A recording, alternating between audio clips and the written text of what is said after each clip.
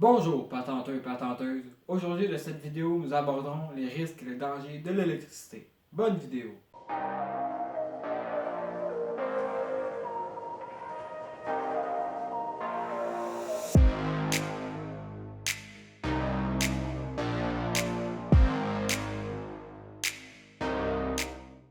Commençons par définir ce qu'est l'électricité. Tous les atomes sont composés de neutrons, de protons et d'électrons. Mais dans le cas de matériaux-conducteurs comme le cuivre, certains de ces électrons peuvent se déplacer librement sans être associés à un noyau.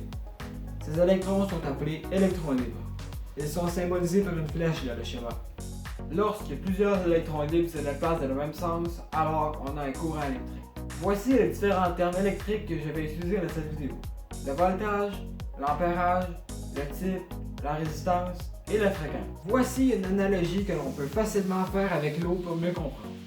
Le voltage mesuré en volts est comparable à la pression, l'ampérage mesuré en ampères est comparable au diamètre et la résistance mesurée en ohms est comparable à une valve de régulation.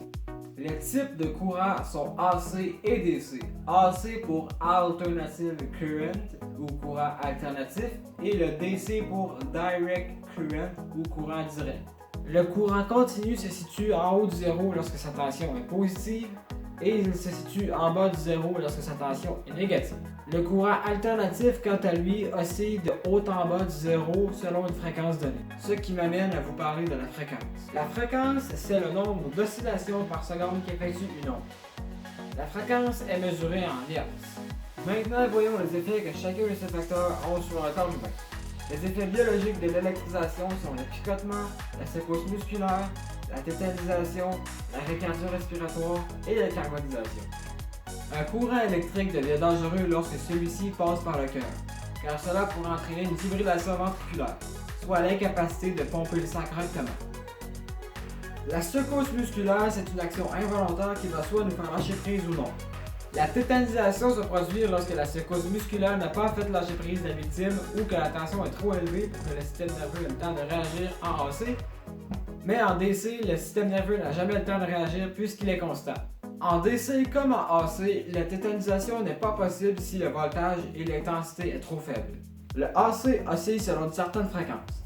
Il y a donc un délai de quelques millisecondes entre deux pics de tension. La tétanisation peut ainsi être évitée si le système nerveux a le temps de réagir entre deux pics. Le temps de réponse motrice est de 70 millisecondes. Donc plus la fréquence est élevée, moins que le système nerveux a de chances d'avoir le temps d'envoyer une commande aux muscles pour nous sauver. La durée de passage du courant joue un rôle important. On pourra supporter un courant de 500 mA pendant 1 centième de seconde, alors qu'un courant 10 fois plus faible pourrait nous tuer s'il circule pendant plusieurs secondes. Sur ce schéma, nous pouvons remarquer que les scénarios mortels sont ceux qui impliquent une tension et une intensité élevée, ainsi qu'une tétanisation ou le passage par le cœur. Les faibles tensions et bas ampérages sont 97% du temps sans danger à cause de la résistance du corps établie à 1000 ohms qui limite ce facteur.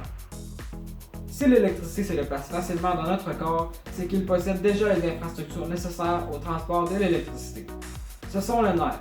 Ils servent à faire communiquer le cerveau et toutes les autres parties du corps sous forme d'influx nerveux. De plus, la plupart de nos fluides corporels conduisent bien l'électricité.